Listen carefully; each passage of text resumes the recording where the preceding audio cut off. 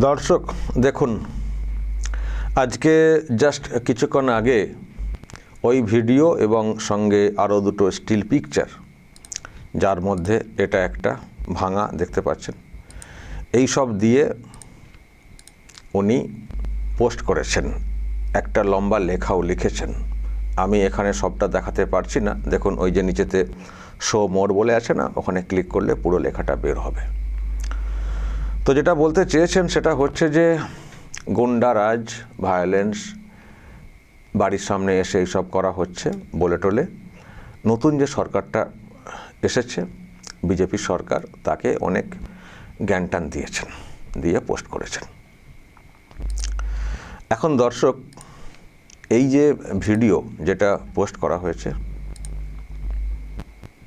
এটা কি? এটা কি স্বতঃস্ফূর্ত? সত্যি কি এই যুবক নিজের ইচ্ছেতে, রাগের জায়গা থেকে বাইকে এসে হেলমেট পরে ঢিল নিয়ে ছুঁড়ে খানিকটা রাগকে পুষিয়ে চলে গেল? হ্যাঁ, এটা কি সত্যিই স্বতঃস্ফূর্ত নাকি কোনো প্ল্যানিং? দর্শক দেখুন, স্বতঃস্ফূর্ত ক্ষোভ প্রকাশ এটা দেখেছি। রেজাল্ট আউটের পরে বাড়ির সামনে ক্ষোভ প্রকাশ করতে আমরা দেখেছি। অনেকেই ওখানে দাঁড়িয়ে ক্ষোভ প্রকাশ করেছেন, স্লোগান দিয়েছেন, নাম ধরে ডেকেছেন, এমনকি বাড়ির সামনে হিসিও করেছেন, দেখেছি। পথনাটিকা হয়েছে নাম ধরে, ক্ষোভ প্রকাশ দেখেছি। কিন্তু এতদিন পরে এক যুবক এলো হেলমেট পরে, এসে একটা ইট, ঢিল বা কিছু একটা নিল, ছুঁড়ল, ওটা পড়ল, খানিকটা দেখে ফের ওটাকে কুড়িয়ে আবার ছুঁড়ল, তারপর বাইকটাকে ঘুরিয়ে যেদিক থেকে এসছিল সেদিকেই চলে গেল, যেদিক থেকে এসছিল সেদিকেই চলে গেল। আর চলে যাওয়ার পরে বাড়ির গেট থেকে সিকিউরিটি বা বাউন্সার যারা, তারা বের হচ্ছেন, ততক্ষণে ধাঁ। ব্যাপারটা কি? ব্যাপারটা কি দর্শক? বাড়িতে ওনারা আছেন, বাড়ির সামনে এসে ঢিল মারা হচ্ছে, দুবার ঢিল লাগলো, ভাঙলো, আবার মানে যে পথে এসছে সে পথেই চলে গেল। শুধু কি ঢিল মারতেই এসছিল? আমরা যেটা দেখেছি, যখন পরিবর্তনটা হলো তখন এই রাস্তা দিয়ে যারা যারা যাচ্ছিলেন, যাওয়ার পথে দাঁড়িয়ে ক্ষোভ প্রকাশ করতে, এটা দেখেছি। কিন্তু যে পথে আসা সে পথে আবার চলে যাওয়া, এটা ভাবাচ্ছে দর্শক যে এটা কতটা স্বতঃস্ফূর্ত। ভাবাচ্ছে স্বতঃস্ফূর্ত। দেখুন, মানুষের ক্ষোভ আছে, মানুষের ক্ষোভ নেই সেটা না, প্রচুর ক্ষোভ আছে।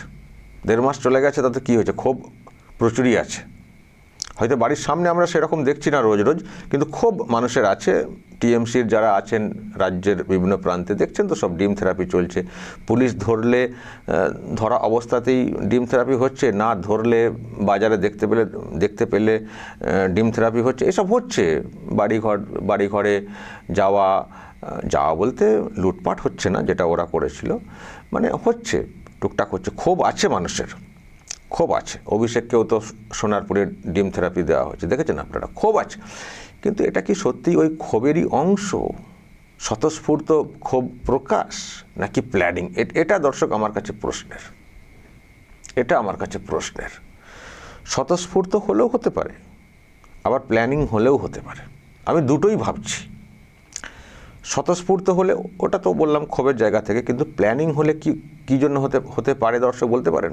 প্ল্যানিং হলে আমার কথা মনে হচ্ছে, যদি এটা প্ল্যানিং হয় তাহলে সিকিউরিটি চাওয়ার ব্যাপারটা হতে পারে।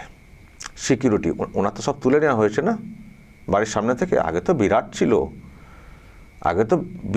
ছিল বাড়ির সামনে। কোনো প্রোগ্রাম হলে সেখানে, বাচ্চার বার্থডে পালন হবে, হোটেলের সামনে বিরাট সিকিউরিটি, লালবাজার থেকে একেবারে বিরাট ফোর্স, স্পেশাল ফোর্স ছিল। তো এখন তো নেই। আরও সব নানান সংকট সামনে আসছে। তো এটা সিকিউরিটি চাওয়ার জন্য কোনো প্ল্যানিং করে এটা করা হয়নি তো। আমি এটা ভাবছি দর্শক,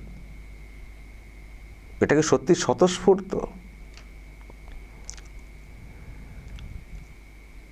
আর যদি বলেন যে হ্যাঁ স্বতঃস্ফূর্তই, কিন্তু সেটাকে আবার পোস্ট করে দেখানো, সেটাও ওটাই নাকি মানে সিকিউরিটি যাতে আরও বেশি করে দেওয়া যায় যদি সরকার পক্ষকে বলা যায়, বা এটাকে এখন পোস্ট করা হলো, বাজারটা গরম করা হলো, দেখালাম কত সমস্যা, এখানে সংকট, সিকিউরিটি সংকট, ফলে এবার কোর্টে গিয়ে যদি বলতে পারি, কোর্টে দেখাতে পারি, কোর্টে দেখানোর আগে একটা সেন্সেশন ক্রিয়েট করা ইত্যাদি, আমার মধ্যে কথা সিকিউরিটি পাওয়ার জন্য এইসব করছেন না তো অভিষেক?